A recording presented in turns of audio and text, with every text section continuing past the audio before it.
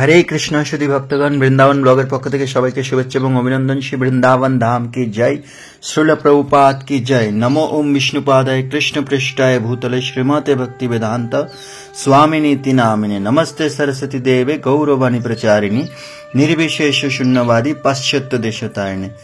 भक्तगण तो आज के আপনারা দর্শন করছেন শ্রীধাম বৃন্দাবনে ইসকন বৃন্দাবনে অবস্থিত শিল প্রভুপাদ মিউজিয়াম।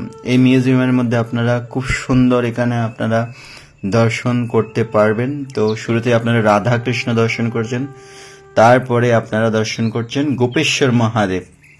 ব্রজমণ্ডলে গোপী রূপে আবির্ভূত হয়েছিলেন গোপেশ্বর মহাদেব, তো সেই দর্শন আপনারা এখানে করছেন। তারপরে আপনারা যে দর্শনটি করছেন সেটি হচ্ছে ব্রহ্মা এবং রাধা কৃষ্ণ। তো এখানে এই হলের মধ্যে কি বোঝানো হচ্ছে গুরু পরম্পরা সম্পর্কে।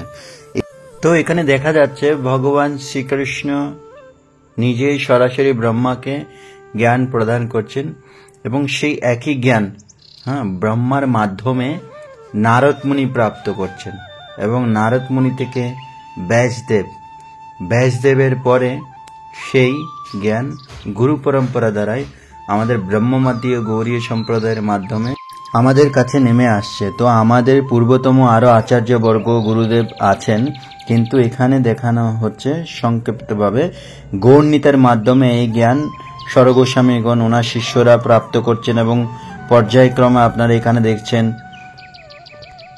নাম আচার্য শিল হরিদাস ঠাকুর, তারপরে এখানে দেখা যাচ্ছে জগন্নাথ দাস বাবাজি মহারাজকে, তারপর এখানে দেখা যাচ্ছে ভক্তিবিনোদ ঠাকুর মহাশয়, তারপর এইভাবে ধীরে ধীরে করে গৌর কিশোর দাস বাবাজি মহারাজ, আর তারপরেই দেখা যাচ্ছে ভক্তি সিদ্ধান্ত সরস্বতী ঠাকুর মহারাজ, তারপরে এরপরে আসছেন ওনার অন্যান্য শিষ্যবৃন্দ যারা আছেন। তারপরে শিল প্রভুপাদ এখানে ভক্তি সিদ্ধান্ত সরস্বতী ঠাকুর থেকে দীক্ষা প্রাপ্ত হন এবং পর্যায়ক্রমে শিল প্রভুপাদ 70 বছর বয়সে বৃদ্ধ অবস্থায় উনি নিউ ইয়র্ক আমেরিকাতে উনি পদার্পণ করেন।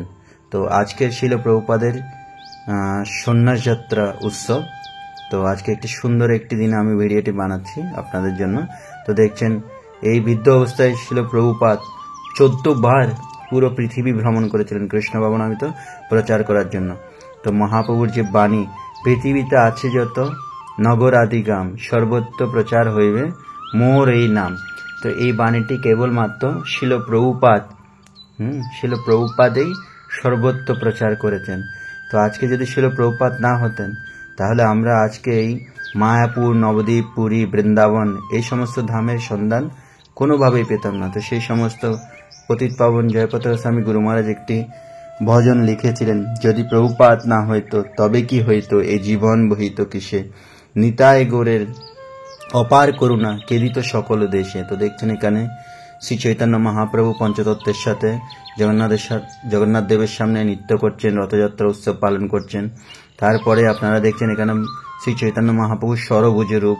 তো ভিডিওটি শেষ হতে যাচ্ছে, আপনারা অবশ্যই চ্যানেলটি সাবস্ক্রাইব করে যুক্ত থাকুন এবং লাইক কমেন্ট শেয়ার করে আপনাদের মতামত জানাবেন। হরি বল।